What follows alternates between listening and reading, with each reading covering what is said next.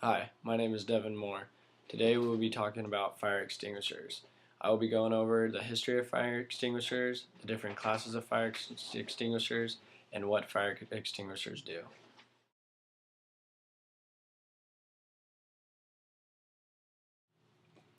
For fire extinguishers, there are three types that are used today: dry chemical, CO2, and water extinguishers.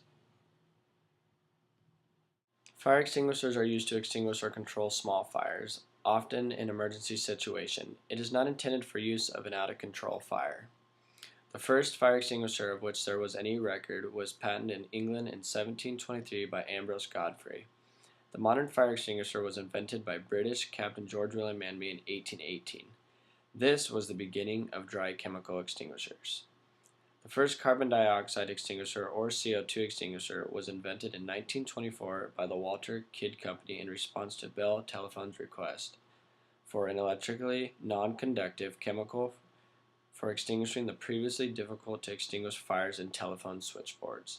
In 1970, halon came over to the U.S. from Europe. Halon works by inhibiting the chain reaction of the fire and cools Class A fires as well. Halon is still in use today but is falling out of favor for many due to its environmental impact. Fire can be extinguished by removing any one of the elements of the fire tetrahedron.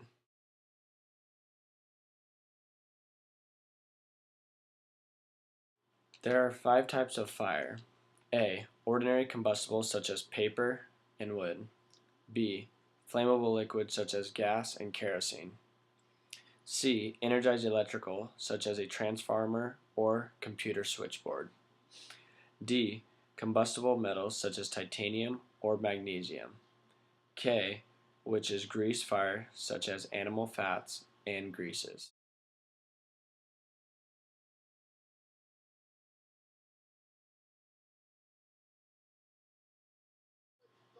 For dry chemical extinguishers, they are good for household fires.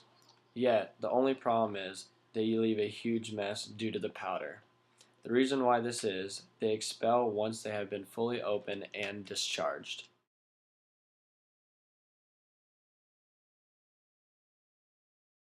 As for CO2 extinguishers, they extinguish fires by removing heat from the combustion zone. They are labeled clean agents because they do not leave any residue after discharge, which is ideal for sensitive electronics and documents.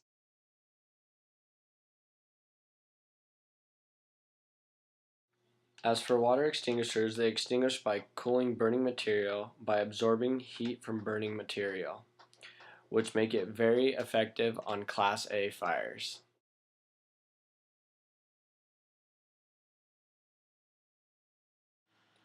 To operate a fire extinguisher, it is very easy. Many people remember it as the acronym PASS: pull, aim, squeeze, and sweep.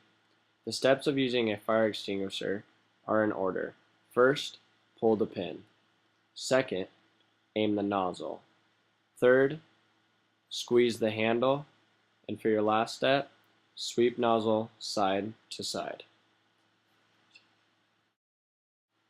And here are some examples.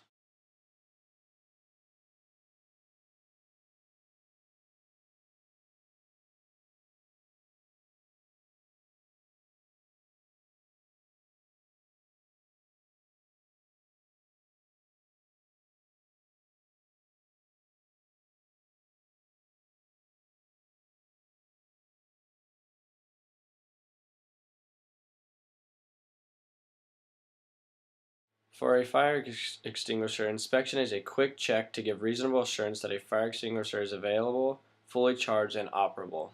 The value of an inspection lies in the frequency, regularity, and thoroughness with which it is conducted. The frequency will vary from hourly to monthly, based on the needs of the situation. Inspections should always be conducted when extinguishers are initially placed in service and thereafter at approximately 30-day intervals. After inspection comes maintenance. Fire extinguishers should be maintained at regular intervals, at least once a year, or when specifically indicated by an inspection. Maintenance is a thorough check of the extinguisher. It is intended to give maximum assurance that an extinguisher will operate effectively and safely. It includes a thorough examination and a necessary repair, recharging, or replacement. It will normally reveal the need for hydrostatic testing of an extinguisher. Well, that's it for fire extinguishers. I'm Devin Moore, and I hope you learned something great today. Thank you.